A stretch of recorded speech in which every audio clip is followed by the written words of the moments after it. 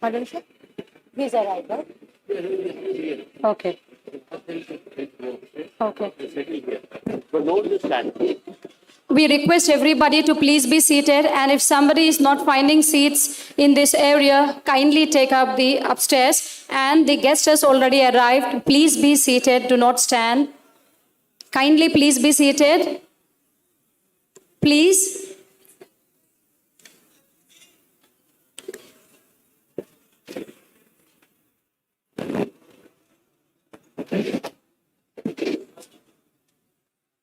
Final call, kindly seat. Please be seated. The program will start in 5 minutes now. The guest has arrived. Please.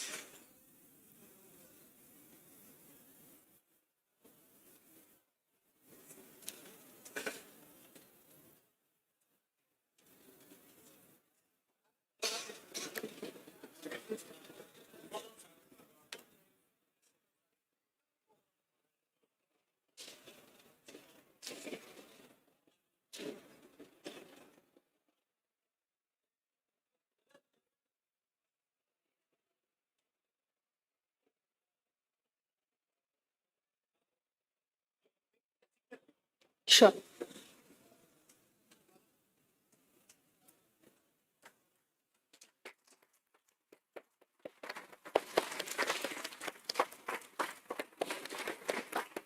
My request everybody to put your hands together for the guest. He's arrived.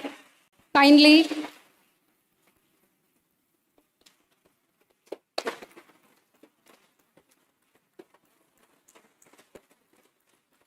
Kindly put your hands together. The guest is already here. Please welcome him with your clapping.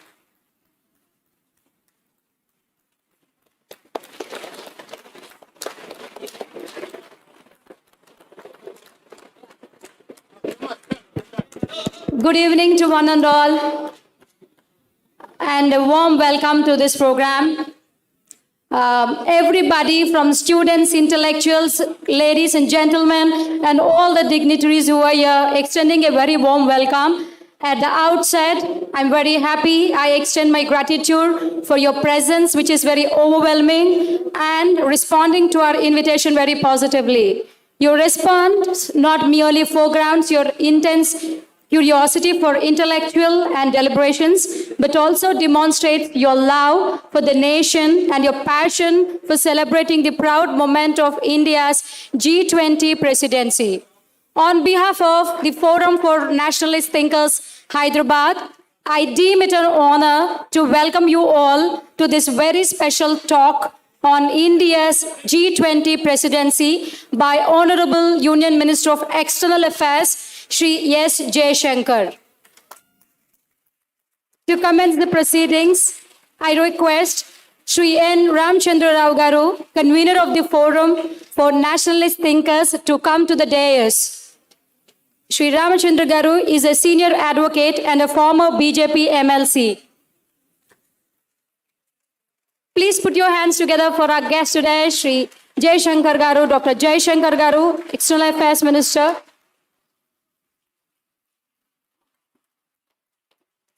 Now, I deem it my privilege to welcome Justice Shri R. Subhash Reddy, guest of honor for today's evening talk onto the dais. Please put your hands together for Shri R. Subhash Reddy Garu, guest of honor for today's talk.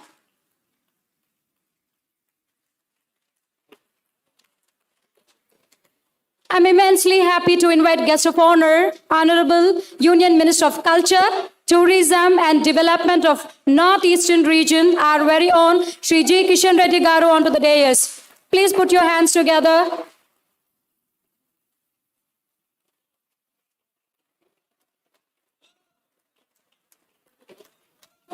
And now, I invite the man of the moment, the keynote speaker, and a person who has been striving to hoist the tricolor at the apex of the global community, Dr. Subramaniam Jaishankar Garu, onto the dais. He's already on the dais. May I please request you all to actually welcome him amidst your roaring, thundering clapping.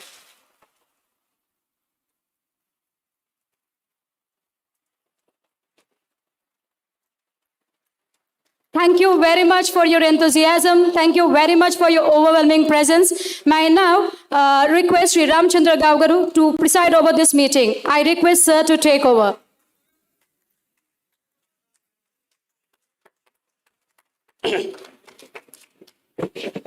Good evening, everybody. First of all, let me thank you all for giving me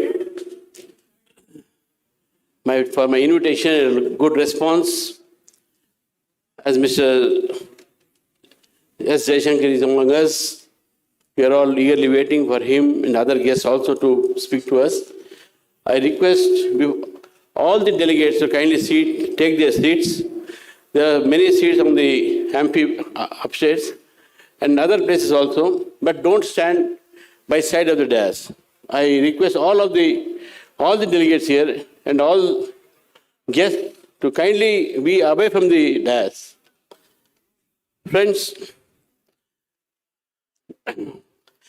before we start, I now request Ms. Swati to kindly render Vande Mataram.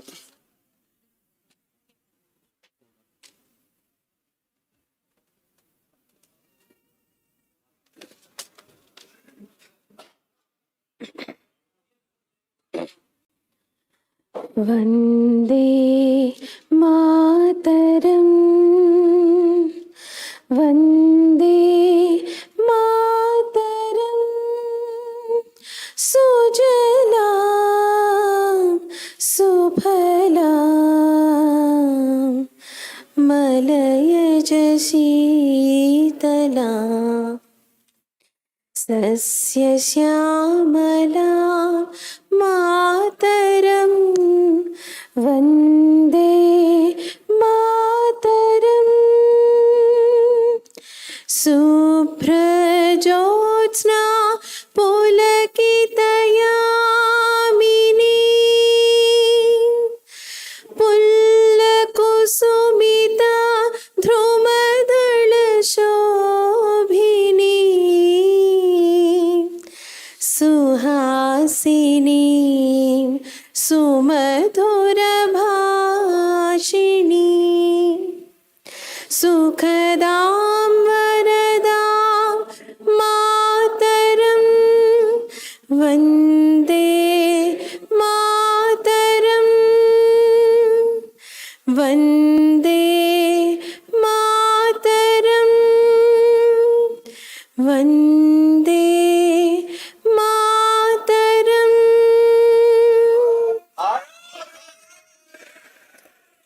Thank you.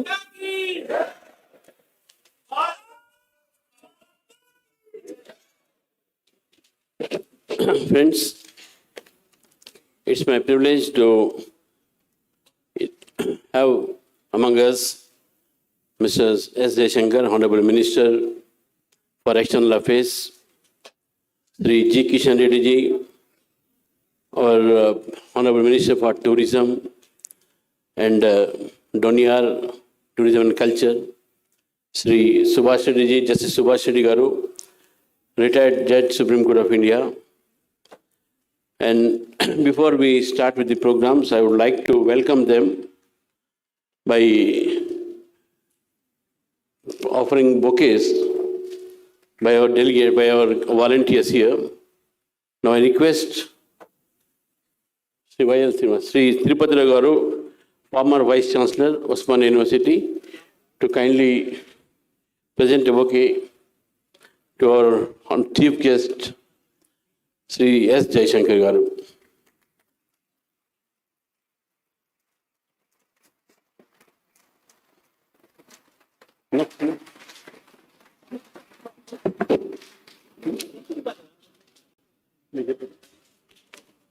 Thank you very much, sir. May I now request Mr. Vinay Krishna, a student from ISB, to present a floral bouquet to Sri G. Kishan Reddy Garu. Please put your hands together.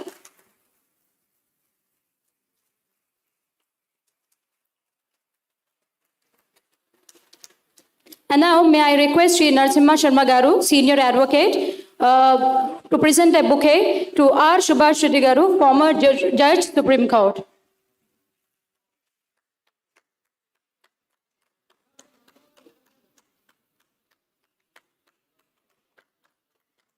Please put your hands together to welcome them with a floral bouquet.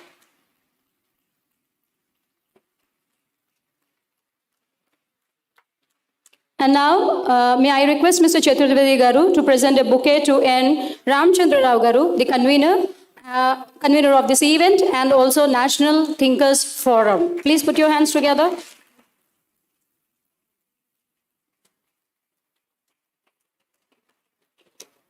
Thank you very much to everyone.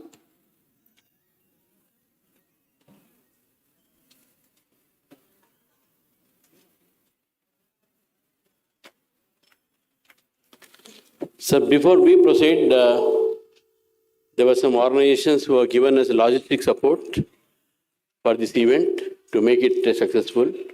So one is the JCI, and I request the representative of JCI, Mr. Vidhu Gupta, Ramesh Dadigal, Abhay Brahmacha, Chaturvedi, and others to kindly present the bouquet and shawls and to the chief guest. On behalf of the JCI,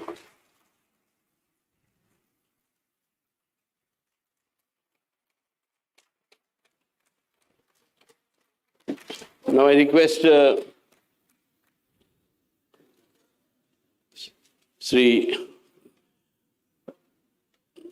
Vijay Kumar Garu and Mr. Vallishwar Garu,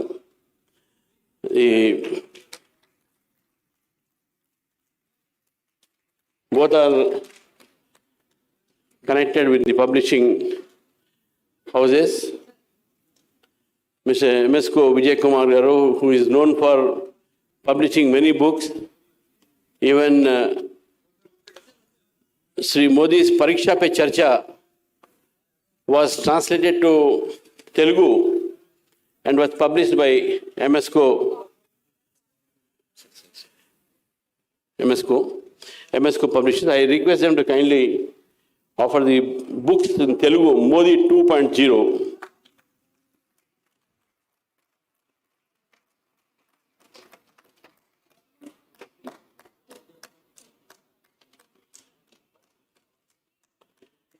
Mr. Vallishwar Garu. This book, Modi 2.0, is now published in Telugu, and publishers are very much before us, Mr. Vijay Kumar, MSco Publishers, and man behind these translations, Mr. Vallishwar Rao, is a senior journalist.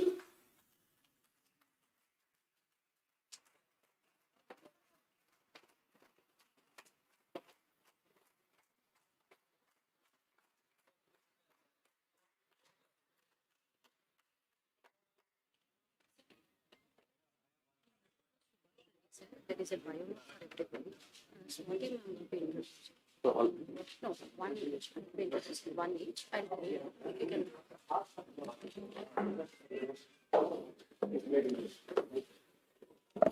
As the External Affairs Minister, the regional passport office is connected with the ministry. So therefore, with the waste to energy, Mr. Balaya, the regional passport officer, their office have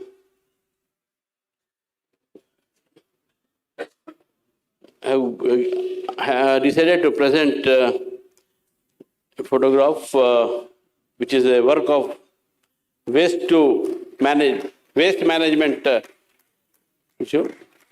Yes.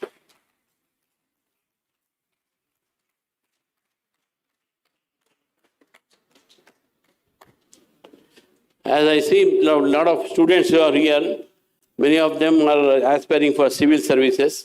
So one of them wanted to, on behalf of the aspirants of civil services, Sharanya, please kindly present a bouquet on behalf of all the. You all need blessings of great men like Sri.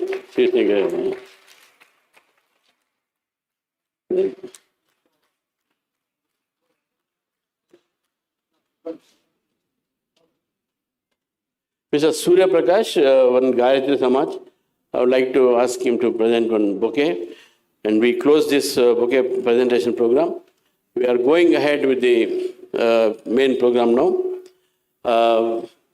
Before we start this program, this is the last bouquet event to see.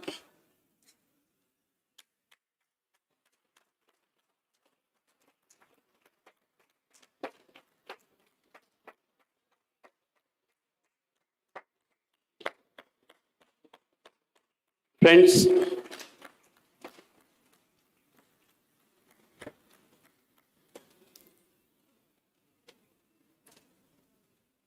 you all know that today India has taken the chair of G20, a nation, a group of nations coming together for economic cooperation and for many other activities among themselves. And this is, in fact, a proud moment for the country, because we are presiding over countries who are developing countries, developed countries, and fast-growing economies in the world, including the Russia, China, US, European Union, and many other countries. And similarly, we are also proud that today India is also the fastest growing economy in the world, and we are the fifth largest, fastest growing economy in the world right now. I do not take much time, but I would like to, I'm provoked to say two or three just incidents. I was in Israel a few years back to attend an international conference where I have seen that several delegates from different countries were trying to make India accused in many of the cases, including that of terrorism. The many countries who attended the conference were supporting Pakistan then. And India was almost isolated, But after Modi ji came, we are all seeing that today we have isolated Pakistan. Today India is very much needed in international affairs. Without India, I think today the world cannot take any decisions. Even the recent war, Russia and Ukraine, we are observing the role of India in international politics has increased, and everyone is now recognizing India as a major power and major country to be a very important country in international affairs. I think, friends, this is nothing but a hard work of Mr. Modi ji and his ministers like Subramanian Jaishankar. The credit goes to them. In spite of having the worst period in the country, in the world, COVID, today we are able to show light to the entire world. Today we have given vaccines to many countries, where many countries we are supporting them in many ways. Earlier we were going with begging bowls, but today India is not in that situation. For the past 8 years and for the past 2-3 years, India has gained a very important role in the international politics. I don't go much into the issues because there are other speakers who are going to speak. But we should not forget that today a time was there when people used to go abroad from this country, and when people used to call it brain drain. But today, it is a matter of pride for India. The entire world wants Indian technocrats, Indian software engineers, Indian people. And it is a matter of pride. Today we are power not only in India, but outside the country also. In many countries, we are holding important positions. And that is the greatness of people. Because for Indians, democracy, demography, and diligence are in our DNA. So therefore, wherever we go, we try to raise the flag of our nation. And we feel proud that today we have a Prime Minister like Mr. Narendra Modi, and we have an External Affairs Minister like Subramanian Jaishankar who are with us. And whatever may be the worst situation come in, India is safe in their hands. That's what I feel. Now with these few words, now I request Justice Subhash Reddy Garu to kindly deliver. Before that, I request Swati to introduce our judge. Thank you. Thank you. Thank you, sir. Justice Ramchander Subhash Reddy Garu was born on January 5th, 1957. He graduated from Andhra Vidyalaya College, Hyderabad, and obtained his law degree from the University College of Law, Osmania University, Hyderabad. Justice Reddy enrolled as an advocate in the Bar Council of Andhra Pradesh on October 30th, 1980. As an advocate, he joined the chambers of Sri Justice B. Subhashan Reddy Garu. He practiced for 22 years and specialized in constitutional law. He was standing counsel for premier institutions like SV University and Jawaharlal Nehru Technological University. On 2nd December 2002, Justice Reddy was elevated as an additional judge of the Andhra Pradesh High Court and a permanent judge of the Andhra Pradesh High Court on 24th June 2004. He was elevated as Chief Justice of the High Court of Gujarat on 13th February 2016 and was elevated as Judge of the Supreme Court of India on 2nd November 2018. Justice R. Subhash Reddy Garu is the first judge from the separate state of Telangana to be elevated to the Supreme Court of India.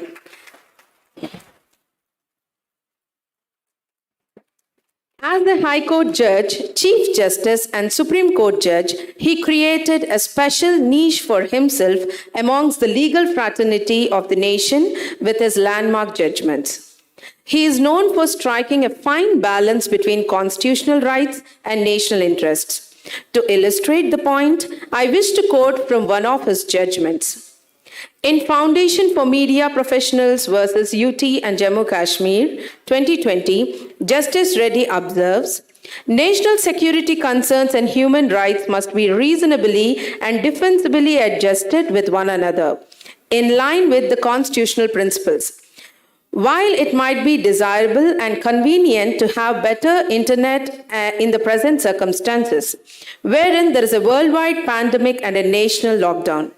However, the fact that outside forces are trying to infiltrate the borders and destabilize the integrity of the nation, as well as cause incidents resulting in the death of innocent citizens and security forces every day cannot be ignored. Now I request Justice R. Subhash Reddy Garu to please give his message. Thank you.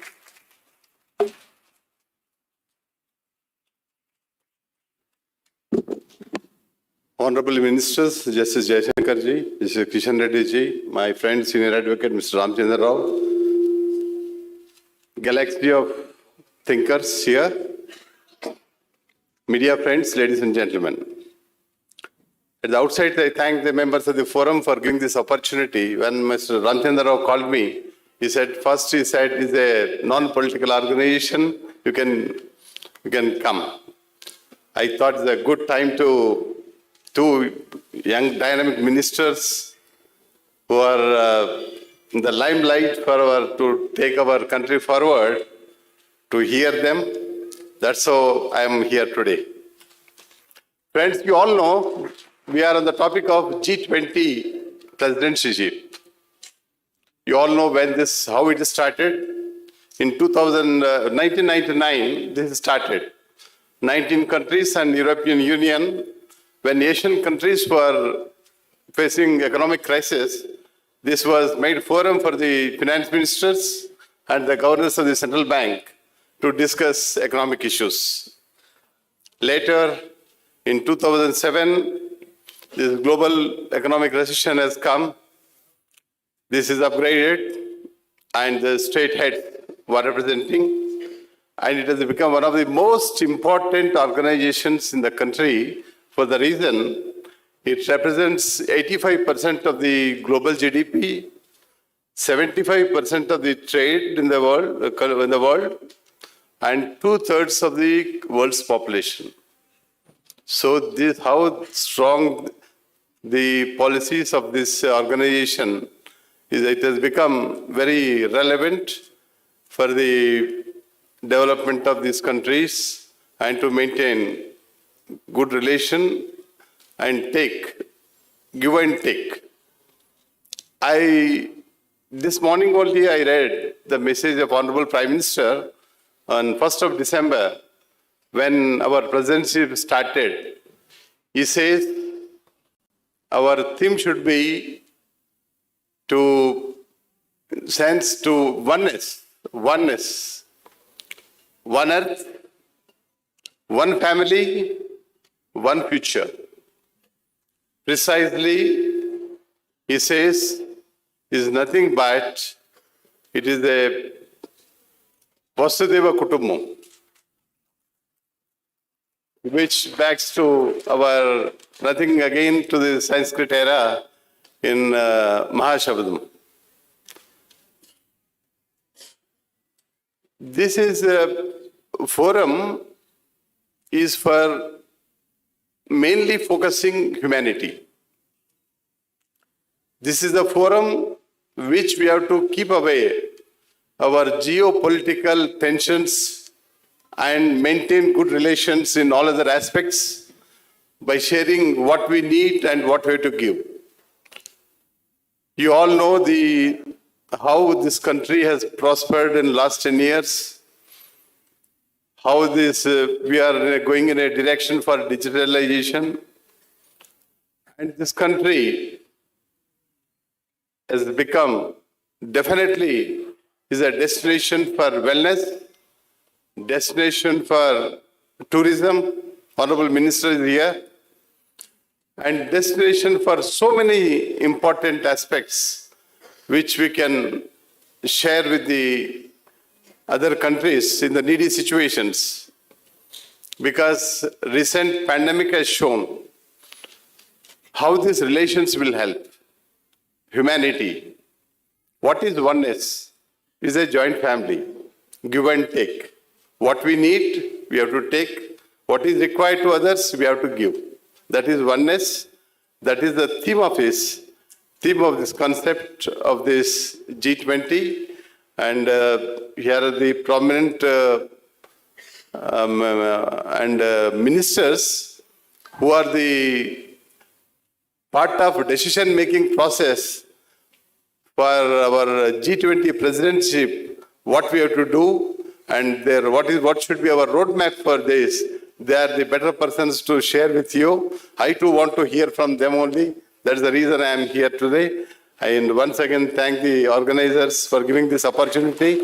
Because just now, Honorable Minister was saying, this is the time we have to talk very little and give time to answer the several queries from the audience. That's how I don't want to take much time, and I wish all the best for this organization to strengthen our presidencyship and to share our thoughts. Not that merely one mind is one mind, two minds are two minds, 100 minds are 100 minds. And everybody should think of this is a think tank for support our presidencyship in this period. We have the time up to now 30th November. We have to share, we have to discuss, we have to inputs, we have to give to the government so that our ministers will take to the ultimate authority so that we will be showing the roadmap for success of this G20 presidencyship. Thinking all the best and thanking the organizers for giving the opportunity, I take the leave. Thank you very much.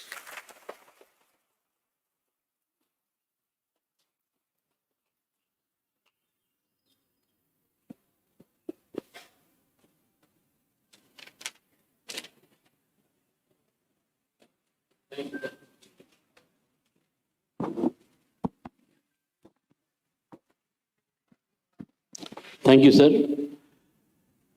Before Mr. Kishan Reddy speaks, I would request one of our delegates to kindly introduce Mr. Kishan Reddy, our Honorable Union Minister.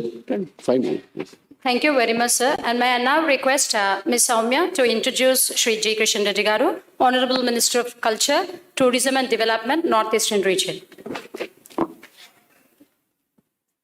Good evening, ladies and gentlemen. I take the privilege to introduce Shri Kishan Garu Reddy.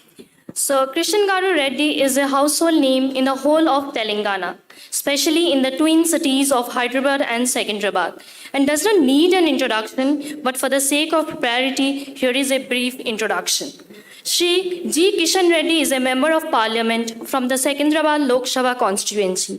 He is currently the Union Minister of Culture, Tourism and the Development of Northeastern Region. Prior to this elevation as a cabinet minister in July 2021, Shri Kishan Reddy served as a Minister of State for Home Affairs. Before his stint as a member of parliament, Shri G. Kishan Reddy was a three-time member for the Legislative Assembly from Himatnagar and Ambarpet constituency in Hyderabad from between 2004 and 2018. Inspired by social reformer leaders Jayaprakash Narayan and Swami Vivekananda, serving the common man has been his mission for life. Awarded as the child-friendly legislator by UNICEF during his tenure as an MLA, he has been an inspiration for inspiring young leaders and politicians. He started his political career as a Yuva Karyayatta in Janata Party and joined BJP on its inception in the year 1980. His political journey from being the president of BGYM to the first BJP state president for the newly formed Telangana state is a testimony to what one can achieve through sheer determination and hard work. With a strong conviction in the nation's first ideology, Shri Kishan Reddy has represented India and its youth leadership in various fora and was an international chairman of the World Youth Conference Against Tourism. Now I welcome Dr. Shri G. Kishan Reddy to address the crowd. Thank you, sir.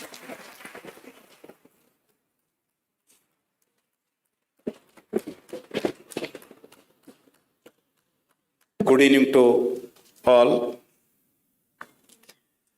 Honorable Union Minister, External Affairs, the dynamic Sri Subramanyam Jaishankarji, former Justice of Supreme Court, Sri Subhash Reddy Garu, my friend, Senior Advocate, former Legislative Council, Sri Ramchander Garu, Inka Vedika Mundu, చాలా మంది వివిధ రంగాల నుంచి ప్రముఖులైనటువంటి పెద్దలందరూ వచ్చారు. అదేవిధంగా media friends అందరికీ హృదయపూర్వకమైనటువంటి స్వాగతం పలుకుతా ఉన్నాను. ఈరోజు G20కి సంబంధించి ఎవరితోనైనా క్లారిటీతో మనం అండర్స్టాండింగ్ కావాలి అంటే అది సరిగ్గా మరి శ్రీ సుబ్రహ్మణ్యం జయశంకర్ గారితో మనకు అర్థమవుతుంది. చాలామంది దేశంలో కొంతమంది దేశం గురించి, సమాజం గురించి, ఫారెన్ పాలసీ గురించి, టూరిజం గురించి, ఇండియా కల్చర్ గురించి తెలియనటువంటి వాళ్ళు చాలామంది G20 ఏముంది, ఇంత పెద్ద ఎత్తున చేయాలా అనేటువంటి మరి అర్థం కాకుండా మాట్లాడుతున్నారో, అర్థమై కూడా అర్థం తెలవనట్టు మాట్లాడుతున్నారో తెలియదు. కానీ మనలాంటి కంట్రీకి, ఈరోజు డెవలపింగ్ కంట్రీకి ఇలాంటి సమావేశాలు ఎంతో ముఖ్యమైనటువంటి విషయాన్ని మనకు ఈరోజు జయశంకర్ గారి సందేశం ద్వారా మనం వినబోతా ఉన్నాం. మీకు అందరికీ తెలుసు, నరేంద్ర మోడీ గారు ప్రధానమంత్రి అయిన తర్వాత ఒక రంగం కాదు, ఏ రంగానికి ఆ రంగానికి మీరు విశ్లేషణ చేసి చూస్తే అది ఆర్థిక పరిస్థితి కావచ్చు, ఫారెన్ పాలసీ కావచ్చు, ల్యాండ్ ఆర్డర్ కావచ్చు, అగ్రికల్చర్ సెక్టార్ కావచ్చు, ఇన్ఫ్రాస్ట్రక్చర్ కావచ్చు, కనెక్టివిటీ కావచ్చు, ఏ కోణాన్ని తీసుకున్నా మీరు అన్ని రంగాలలో కూడా ఈరోజు నరేంద్ర మోడీ గారి మార్కు దేశానికి సంబంధించినటువంటి ఒక మరి అస్తిత్వం మనకు అందులో కనిపిస్తుంది. నేషనల్ హైవేస్ ఆ రోజు అటల్ బిహారీ వాజ్పేయి గారు ప్రారంభిస్తే 70,000 కోట్లతో ఏ రకంగా వాజ్పేయి గారు ఎక్కడి నుంచి డబ్బు తెస్తారన్నారు. మళ్ళీ 10 years మధ్యలో ఆగిపోయింది అనుకోండి. మళ్ళీ ఈరోజు నేషనల్ హైవేస్, నేను 1993లో అమెరికా పోయినప్పుడు ఇలాంటి రోడ్లు మా దేశంలో వస్తాయా అనుకున్నాను. ఎప్పుడు వస్తాయి అనుకున్నామని. ఈరోజు నేను నార్త్ ఈస్ట్ నుంచి మినిస్టర్గా ఉన్నాను. North east every state capital we connected with the national highways. Northeast to every state capital, we are going to connect with the railway connectivity. ఒకటి కాదు, రెండు కాదు. ఈ రకంగా దేశంలో ఈరోజు మనం హైదరాబాద్ నుంచి మీరు నాగపూర్కి వెళ్ళాలన్నా, హైదరాబాద్ నుంచి బాంబే రోడ్కి వెళ్ళాలన్నా, హైదరాబాద్ నుంచి మన కర్నూలు రోడ్కి వెళ్ళాలన్నా, హైదరాబాద్ నుంచి విజయవాడ రోడ్కి వెళ్ళాలన్నా, మీరు ఏ రోడ్డు తీసుకున్నా అద్భుతమైనటువంటి నేషనల్ హైవేస్ దేశంలో అన్ని ప్రాంతాలలో, గ్రీన్ఫీల్డ్ హైవేస్, ఎక్స్ప్రెస్ హైవేస్. ఒక ఉదాహరణ మాత్రమే చెప్పాను. మీరు ఈ రకంగా 5G, ఈరోజు 5G చూస్తే ప్రపంచంలో అత్యధికమైనటువంటి తక్కువ కాస్ట్తో అందుబాటులో ఉన్నటువంటి 5G ఎక్కడుందంటే అది ఇండియాలో ఉంది. డెవలప్డ్ కంట్రీస్ మేము చాలా అభివృద్ధి చెందినటువంటి దేశాల కంటే చాలా తక్కువ రేటులో ఈరోజు 5G మన దేశంలో అందుబాటులో ఉంది. అత్యధికమైనటువంటి సెల్ ఫోన్లు వాడుతున్నటువంటి దేశం ఏదంటే ఈరోజు ఇండియా, చైనా తర్వాత మన చూస్తాం. ఈ రకంగా ఒక రంగం కాదు, ఈరోజు ఫారెన్ పాలసీ, అద్భుతమైనటువంటి ఫారెన్ పాలసీ. దానికి జయశంకర్ గారి నేతృత్వంలో ఏ రకంగా మనము నరేంద్ర మోడీ గారి యొక్క మార్గదర్శనంలో ఏ రకంగా పనిచేసామో మనకు తెలుసు. ఒక్క ఉదాహరణ చెప్పి నేను ముగిస్తాను. ఉక్రెయిన్, నాకు తెలిసినంత వరకు యుద్ధాలు హోరాహోరీ పోరాటం జరుగుతున్నప్పుడు 2 దేశాలను కూడా ఆ రోజు శ్రీకృష్ణుడు ఆపాడు అప్పుడు. కానీ ఈరోజు 2 దేశాలను కూడా విమానాలు, ట్యాంక్స్, టోటల్గా AK-47లు, బాంబులు అన్నీ ఆపేసి మన ఇండియన్స్ అందరిని కూడా మనం ఒక్కరమే కాదు, సుమారు 20 దేశాలకు సంబంధించిన వాళ్ళందరూ కూడా ట్రైకలర్ ఫ్లాగ్స్ పెట్టుకొని, వాళ్ళందరూ కూడా ఉక్రెయిన్ నుంచి సుమారు 22,500 మంది విద్యార్థులు, మన తెలుగు విద్యార్థులు కూడా చాలా మంది ఉన్నారు, వాళ్ళందరూ కూడా బయటికి తీసుకొచ్చినటువంటి ప్రపంచమంతా నివ్వెరపడే విధంగా ఈరోజు అద్భుతమైనటువంటి మరి విదేశీ పాలసీని భారతదేశం నరేంద్ర మోడీ గారి నేతృత్వంలో అవలంబిస్తా ఉన్నాం. అదొక్కటే కాదు, దేశాన్ని గౌరవాన్ని ఏ రకంగా పెంచేది. పాకిస్తాన్ వాళ్ళు చంపేవాళ్ళు, మేము చచ్చేవాళ్ళం, మా బతికింతే అనేటువంటి పరిస్థితి భారతదేశం ఉండింది. ఎక్కడ చూసినా బాంబు పేలుళ్ళు, RDXలు, ISI యాక్టివిటీ, మన గోకుల్ చాట్ బండార్, లుంబిని పార్క్, లేకపోతే దిల్సుఖ్నగర్ బస్ డిపో, లేకపోతే బాంబేలో 7 రైళ్లలో ఒకటేసారి ఏం చేసేవాళ్ళం మనం? సంతాపం ప్రకటించేవాళ్ళం, లేకపోతే సాయంకాలం టైము క్యాండిల్ మార్చ్ చేసేవాళ్ళం. మాలాంటి సంస్థలు ఏవైనా చిన్న ఉంటే మేము పాకిస్తాన్ ఫ్లాగ్ తగలబెట్టేవాళ్ళం, 2 రోజుల తర్వాత మర్చిపోయేవాళ్ళం. ఆ రకంగా పాకిస్తాన్ వాళ్ళు చంపేవాళ్ళు, మనం చచ్చేవాళ్ళం. ఇది మా కర్మ అనేటువంటి ఆలోచనతో ఉన్నటువంటి పరిస్థితుల్లో నిద్రలో ఉన్నటువంటి మన ఉగ్రవాదులు నిద్రలో ఉన్నటువంటి మన సైనికులను పఠాన్ కోట్ దగ్గర చంపి వెళ్తే ఆ రోజు నరేంద్ర మోడీ గారి నాయకత్వంలో పెద్దలందరూ కూర్చొని ఆలోచించి మన సైనికులకు, మన సెక్యూరిటీ ఫోర్సెస్కు ఫ్రీ హ్యాండ్ ఇచ్చి మీరు ఏం చేస్తారో చేయండి, ఫ్రీడమ్ ఇస్తా ఉన్నాం, కానీ మన సైనికులను చంపినటువంటి ఆ ఉగ్రవాదులను తుదమిట్టించాలని చెప్పినప్పుడు మనము సెటిలైట్ ద్వారా వాళ్ళు ఎక్కడి నుంచి వచ్చారు, ఎవరు వచ్చారు, ఎప్పుడు చంపారు, ఎక్కడున్నారు, ఇప్పుడు వెళ్ళి ఏ క్యాంపస్లో ఉన్నారు, సెటిలైట్ ద్వారా కనుక్కొని మరి ఆ ఉగ్రవాదులను మట్టిపెట్టి మీరు చంపితే మేము చచ్చేవాళ్ళం కాదు, మీరు 1 ప్రాణం తీస్తే మేము 10 ప్రాణాలు మా దేశం కోసం తీస్తామని ప్రపంచానికి మన గొప్పతనాన్ని చాటి చెప్పినటువంటి అద్భుతమైనటువంటి దేశ గౌరవానికి సంబంధించినటువంటి మరి పాలసీలు తీసుకోవడం జరిగింది. ఈ రకంగా అనేక ఏ రంగంలో తీసుకున్నా, మీరు ఇంతకుముందు చెప్పినట్టు కనెక్టివిటీ తీసుకున్నా, లేకపోతే అగ్రికల్చర్ విధానం తీసుకున్నా, లేకపోతే ఈరోజు దేశ గౌరవానికి సంబంధించినటువంటి అనేక విషయాలలో నరేంద్ర మోడీ గారి నాయకత్వంలో అద్భుతమైనటువంటి ప్రగతి సాధిస్తున్నాం. అందులో భాగంగా ఈరోజు G20, మీకు ఒక్క విషయం చెప్తాను. G20 ఇంతకుముందు చాలా దేశాల్లో జరిగింది, ఇంతకుముందు ఇండోనేషియాలో జరిగింది, ఆ ఇండోనేషియాలో జరిగినటువంటి అన్ని సమావేశాలు కూడా ఆ దేశ రాజధాని అయినటువంటి బాలిలో మాత్రమే జరిగాయి. చిన్న ఉదాహరణ చెప్పి నేను ముగిస్తాను. అన్ని సమావేశాలు కూడా ఆ రాష్ట్ర రాజధాని బాలిలో జరిగాయి. అంతకుముందు జరిగినటువంటి సమావేశాలు కూడా స్టేట్ క్యాపిటల్, నేషనల్ క్యాపిటల్లోనే జరిగాయి. కానీ ఈరోజు మన నరేంద్ర మోడీ గారు కానీ జయశంకర్ గారి ఆలోచన ఢిల్లీలో కాదు జరపాల్సింది, ఢిల్లీలో కూడా జరగాలి, కానీ దేశంలో అన్ని ముఖ్యమైన నగరాల్లో జరగాలని నిర్ణయించారు. ఇటీవల టూరిజానికి సంబంధించినటువంటి ఫస్ట్ మీటింగు కచ్లో జరిగితే మేము ఎయిర్పోర్ట్ నుంచి బయలుదేరి కచ్కి వెళ్ళేంత వరకు కూడా, భుజు ఎయిర్పోర్ట్ నుంచి కచ్కి వెళ్ళేంత వరకు కూడా దారి పొడుగున గ్రామాలని తెరలొచ్చి మొత్తం వస్తున్నటువంటి G20కి సంబంధించిన డెలిగేట్స్ బస్సెస్ ఏవైతే ఉంటాయో ఆ బస్సుకు స్వాగతం పలుకుతూ గ్రామీణ ప్రజలందరూ కూడా అద్భుతంగా డ్యాన్సులతో మరి ఆ రోజు ఇటీవల జరిగినటువంటి సమావేశాలు ఒక దగ్గర కాదు, దేశంలో ఎక్కడ జరిగినా కూడా.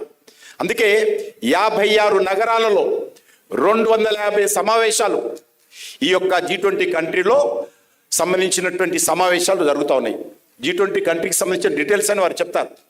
ఒకటే ఇందులో మన యొక్క సంస్కృతి, మన యొక్క పర్యాటక కేంద్రాల, మన యొక్క జీవన విధానము, మన తినే తిండి, మన భాష, మన కల్చరు ఏ రకంగా ఈరోజు ప్రపంచ దేశాలకు ఈరోజు, ఎందుకంటే G20 కంట్రీకి సంబంధించినటువంటి ఇంపార్టెన్స్ సుభాష్ రెడ్డి గారు చెప్పారు.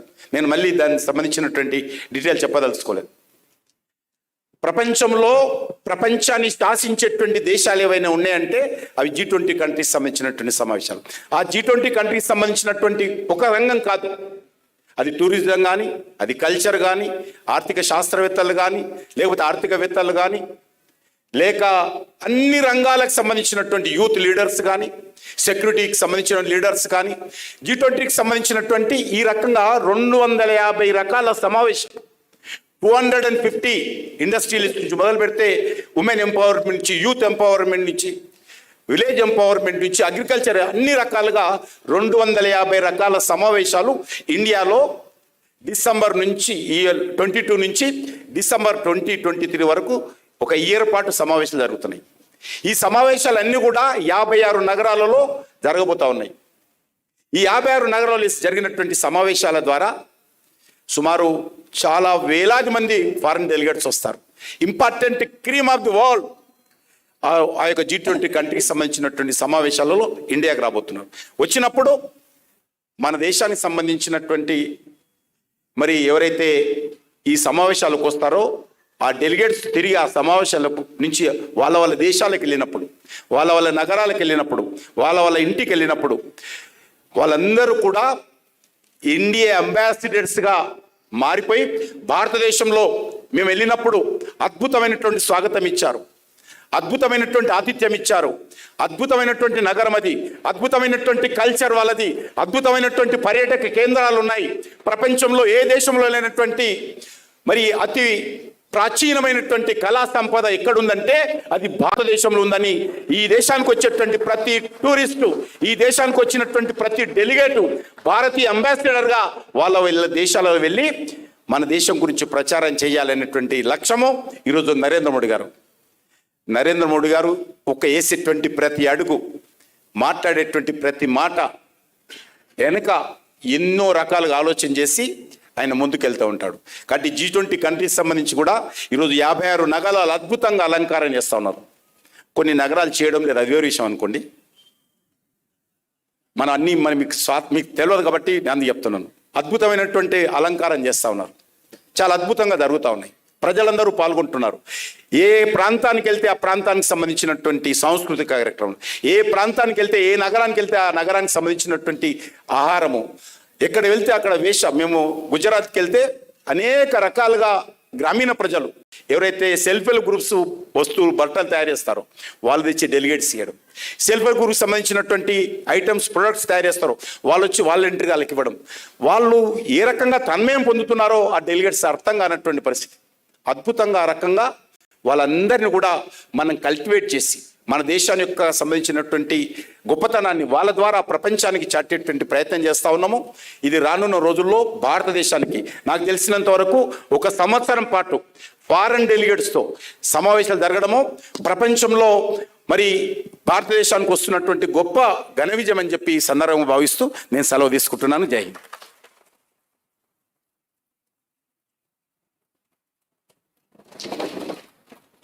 సభాముఖంగా కిషన్ రెడ్డి గారికి ధన్యవాదాలు. Thank you so much, sir, for your insightful and informative talk. We are really overwhelmed with understanding how India's tourism has gone to the next level under the leadership of Narendra Modi ji and you too. And now, may I request Ms. Swati Satyabama garu to present a patriotic song. Thank you. वंदना माँ तुझे वंदना, हम करें तेरी आराधना, शान तेरी बढ़ाए, मान तेरा बढ़े, लो हमारा सलाम, पुण्य भूमि कर्म भूमि भारत माता।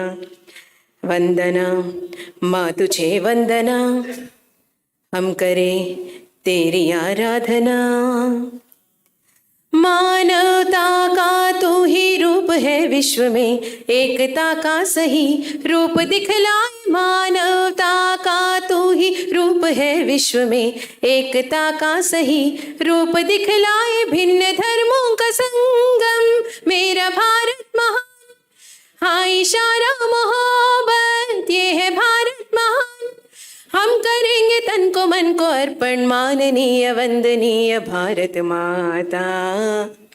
वंदनम जननी कभिवंदनम, पलकुदाम धरणि जनुलंदरम, प्रणव मंत्रानिके प्राणमी भारतम, जगति सर्वानिके वेदनाद जीवधार चिलिकिन Desam. Thank you. Thank you. So before we proceed with our chief guest speech, I would like to inform, sir, that today in our gathering there are vice chancellors, serving vice chancellors, retired defense personals, and then we have former DGPs, Mr. Arvind Rao, Mr. Jayachandra ji, and so many other. I mean, Hanuman Chaudhary ji, our senior most member of the Pragya Bharati is also here. And then we have Vice Chancellor, Mr. Suresh here, Tirupati Rao. The students, there are many bureaucrats, chartered accountants, lawyers and all.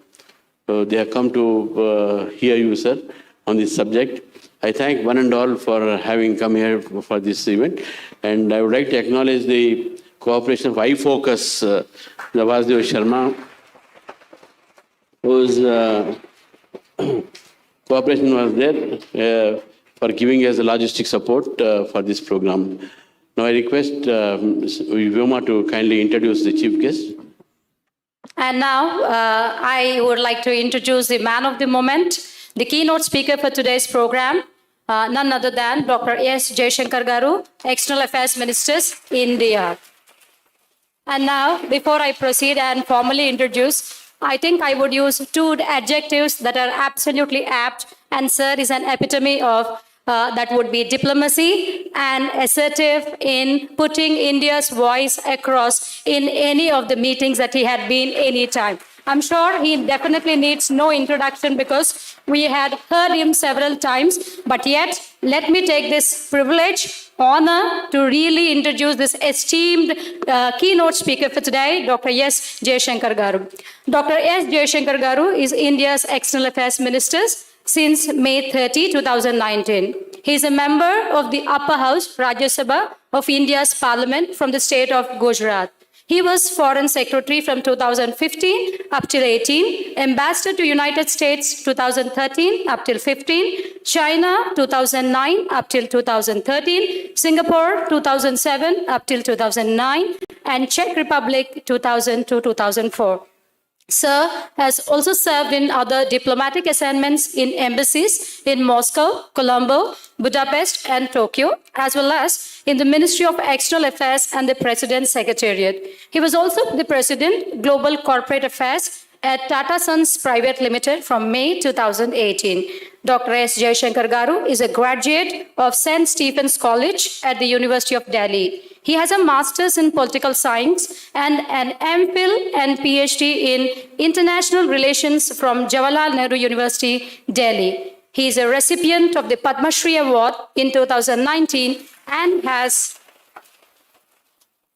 written a widely acclaimed best-selling book, The India Way, Strategies for an Uncertain World, which was published in 2020. May I now request Sir to definitely deliver a talk and a message to us to really make us all think at the end of his speech. Thank you so much, sir. We all welcome you.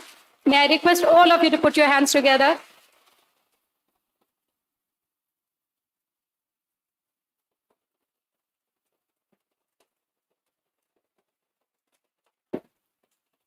Thank you. Thank you very much. My ministerial colleague, Sri Kishan Reddy ji, Justice Subhash Reddy ji, Sri N. Ramchander Rao ji, friends of the media, all the distinguished personalities gathered here. I'm really extremely happy today that I have the opportunity to come here, meet all of you, talk about something which is very important, which is very topical, and which Hyderabad has a very deep connection, because I think 6 G20 events will be held here during the course of the year. Now, before I come to G20, I'm also very happy to be associated with the release of this book. And there's a reason.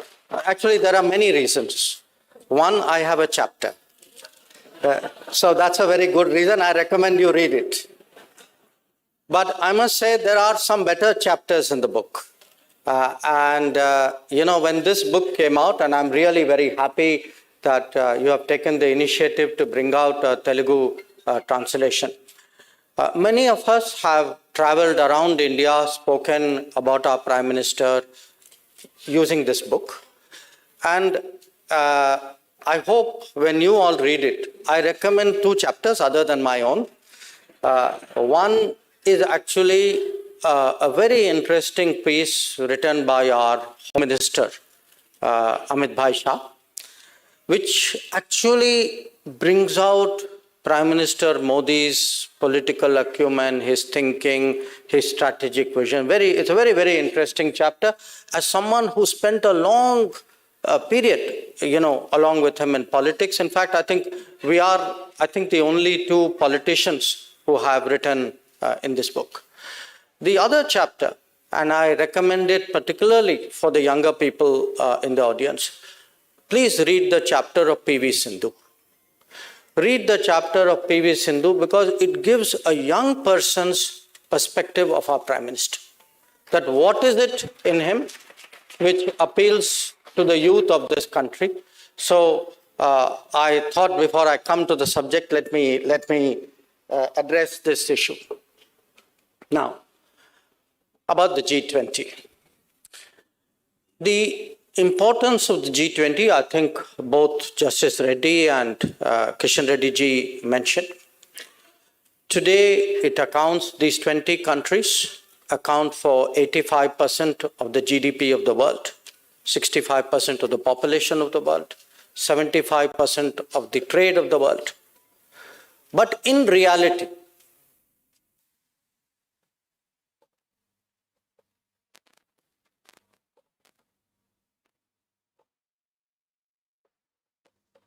premier forum to set the directions in which the world should go.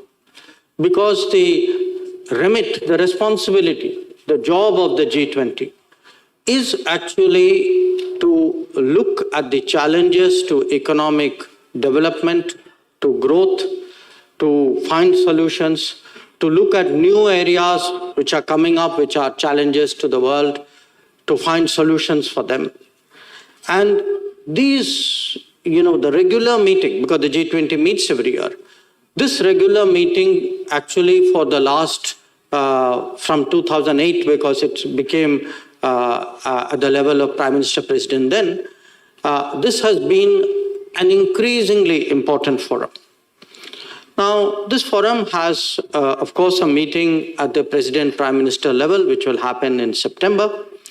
There are 15 ministerial tracks. The foreign ministers is one, finance ministers is very important. There are many other tracks. And again, just as an example, yesterday in Bengaluru, the finance ministers and the central bank governors track met. And the focus of the discussion was on cryptocurrency, was on debt, how to deal with debt, because increasingly countries today, for reasons which I will explain, are going into debt, and how to reform multilateral development institutions and banks. So I mention this because it shows to you how relevant it is, how important it is, how topical it is, that the new issues which are coming up, but the old problems which also have to be addressed, all these today are being dealt with by the G20. Now, we took over the presidency of the G20 on 1st December last year.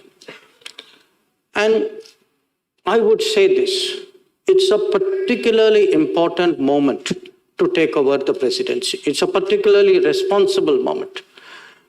Why? Because the world today needs direction, world needs leadership, world needs a strategy, a collective strategy, as never before. And there are very, very good reasons for that. The global situation, as we take up the G20, is today perhaps more concerning than it has been for a very, very long time. There are 4 big issues in the world. One, all of us are familiar with the impact of the COVID pandemic. Now, we all know the COVID pandemic as something which came from some other country. It has affected all of us. I think there is nobody in the room who would not have directly experienced, or family member or friends. Many of us have suffered losses. But please think about the impact of the COVID on the global economy. What happened with COVID was, the entire world discovered that we are all depending on one country, one region, to supply many of the essential goods for the world. That in the name of globalization, we actually created a very over-centralized economic system. And this has, when it breaks down, has created very, very serious problems. So the world today is looking for, it's like in business. Nobody in business, even if you're a small business, nobody depends on a single supplier, because God forbid something happens. But what happened to the world? The world actually, somewhere in all the propaganda and the myth and the delusion and the attractiveness of globalization, everybody went in one direction. And what has today happened is there is a search across the world for more suppliers, for reliable suppliers, for multiple suppliers. And this is today a very big issue which is affecting the global economy. A related issue, because the COVID put a lot of stress on the economies of different countries. We have seen in our own region, every one of our neighbors is having some difficulty, some more severe, some less severe.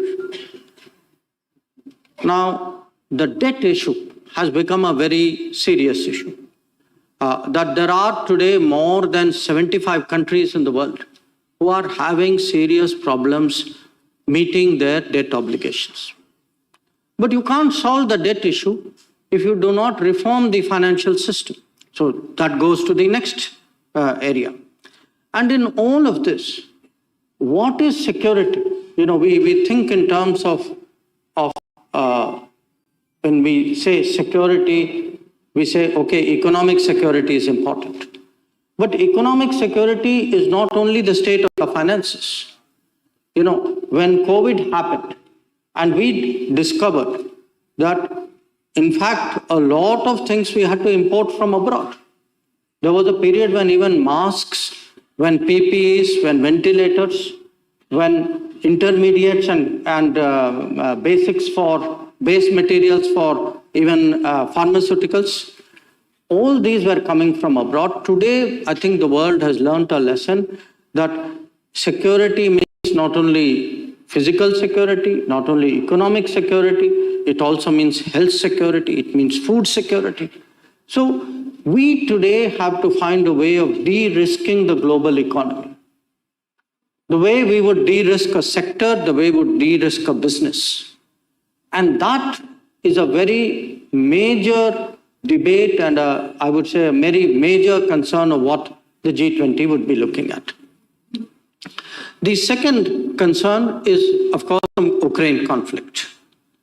The Ukraine conflict is already something which is hugely damaging because in this era, the destruction, the casualties, all of you have seen pictures of it. But again, look at the bigger consequences of the Ukraine conflict. As a result, oil prices have doubled, food prices have gone up, fertilizer has become not only more expensive, but sometimes even difficult for many countries to get.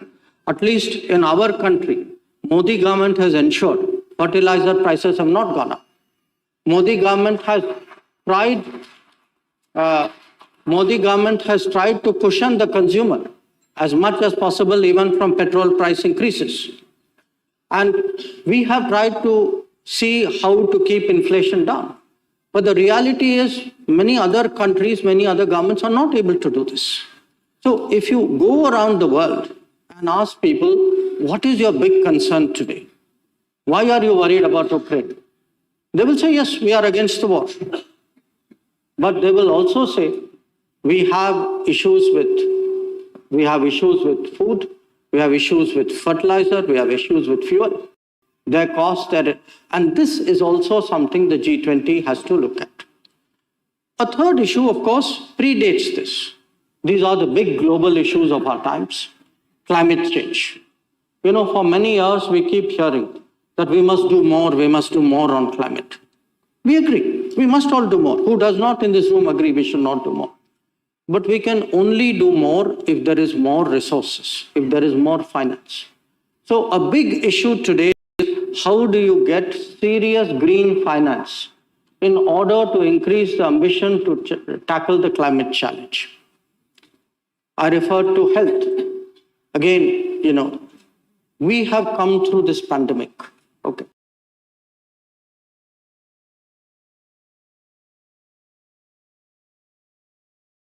Turn which they, were given. I tell you, as someone who's traveling during COVID from 2020,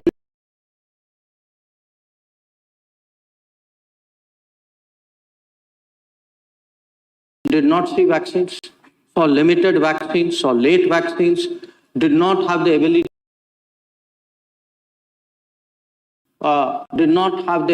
to get it into their population, could not get the shots in the arm. So pandemic today has left a very deep psychological scar in the world, but a deep sense of anger that the developed countries looked after themselves during the pandemic, and barring India, and I will talk about that separately, barring India, very, very few countries actually made an effort to think about the rest of the world. And then, of course, there is terrorism. There was a time when, and we, still are particular targets, but more and more there's a realization it's a global issue. And that financing is a key part of blocking, how to block the financing is very important for countering terrorism. So, COVID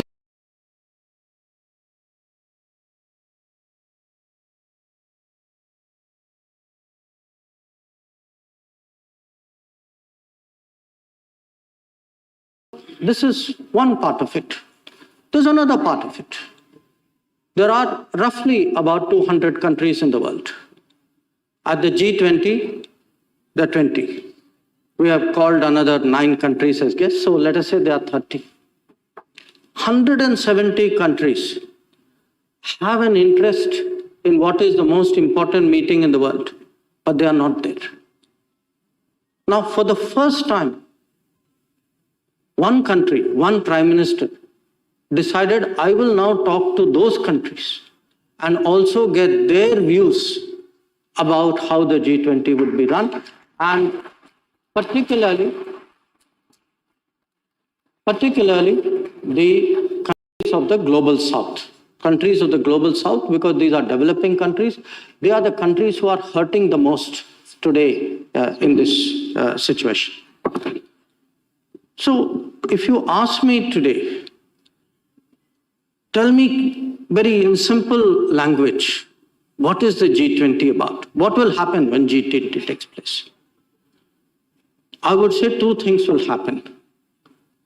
G20 is getting India world ready for the world. G20 is about getting the world ready for India. This is really what it is about. Now, you can ask me, why should the world be ready? Why should India be ready for the world? You know, we have existed for thousands of years. So has the world. We have to be ready for the world because there are a lot of possibilities there which will make a huge difference for our future. If we understand it, if we in a way utilize it, if we partner with it. And let me give you, to my mind, and I've really spent a lot of time thinking about it, 5 big reasons. 5 reasons why India should actually prepare to be more active in the world. The first is a very obvious one.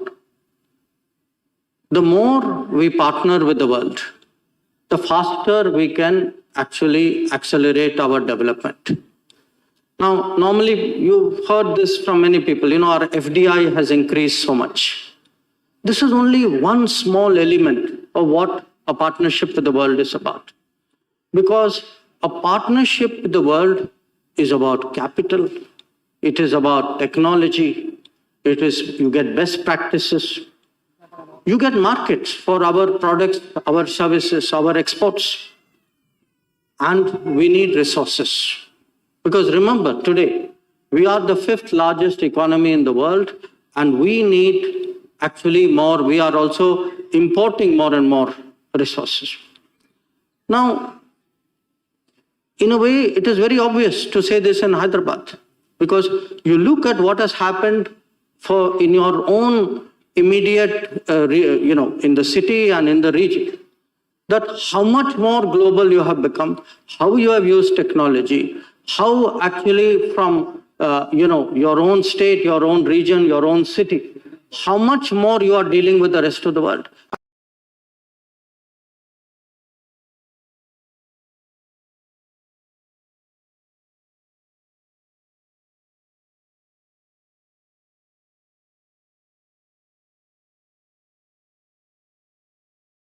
We have to think of the world today as a global workplace.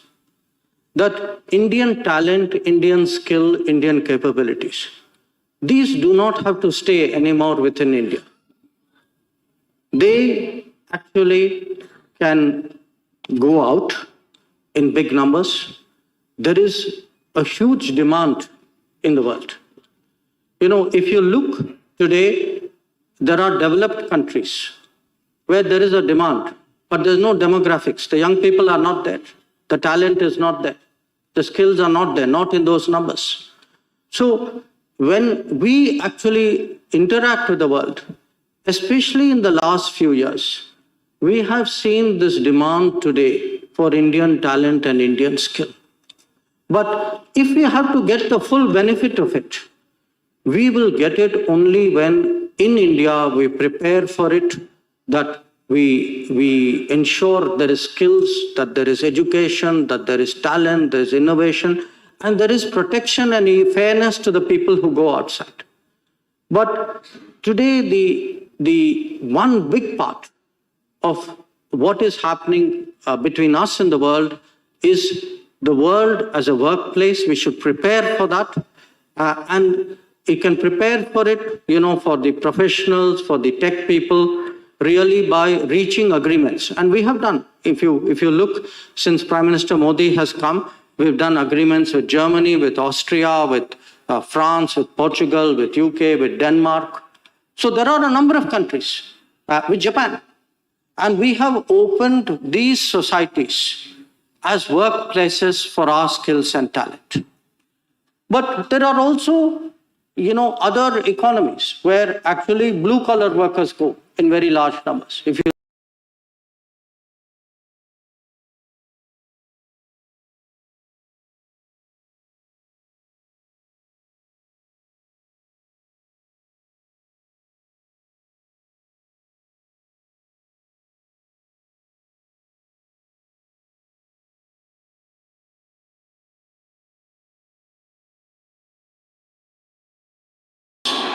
If our troops are on the border, if somebody said it's, Balakot, if our Air Force has taken action in Balakot, and you start questioning that, if you have troops on the border, and the focus should be on how do I improve their infrastructure, how do I give them the right weapons, how do I make sure they can have the cold weather clothing to last out there? Because I cannot have a repeat of 1962.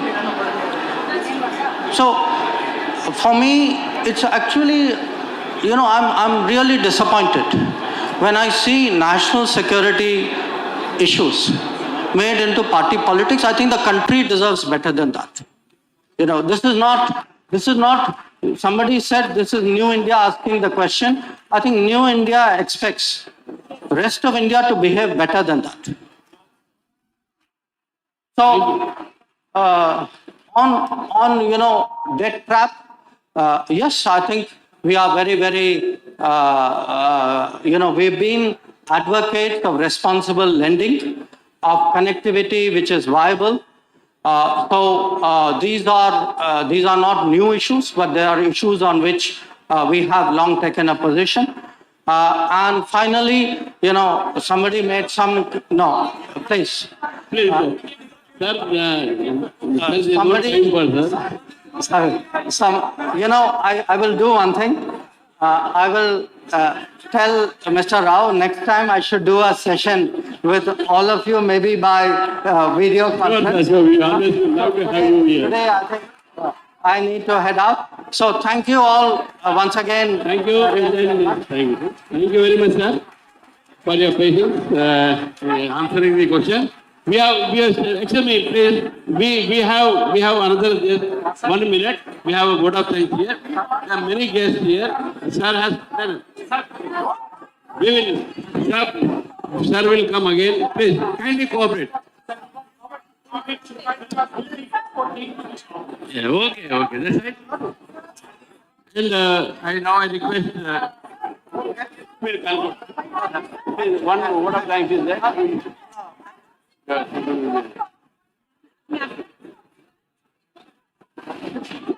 I thank you very much. Now I request Mr. Veerababu to kindly propose vote of thanks.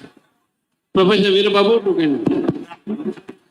Good evening to you all. And On behalf of Forum for Nationalist Thinkers, I deem it a privilege I acknowledge the formal vote of thanks. Pandit Sanjay, member of the I Parliament. express my President profound Bharatiya gratitude Janata to Party. No Honorable one should Union come. Minister of External Affairs, Sri Vijay Shankarji, for sparing his precious time to come here and explain to us the significance of India's G20 presidency.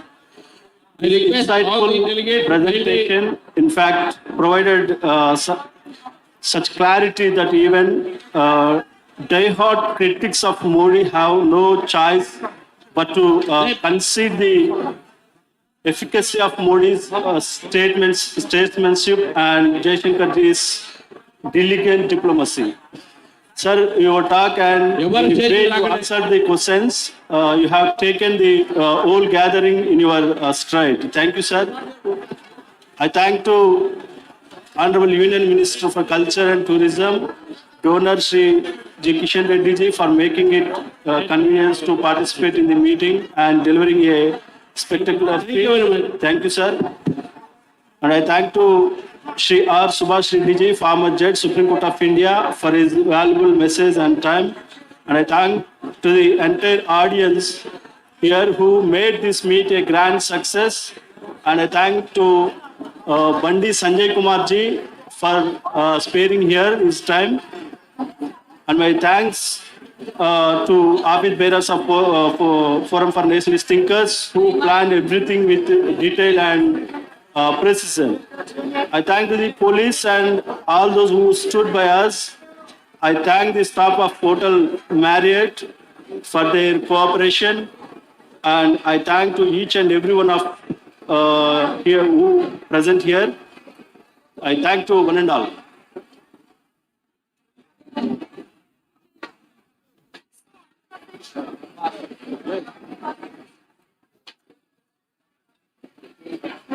Lastly,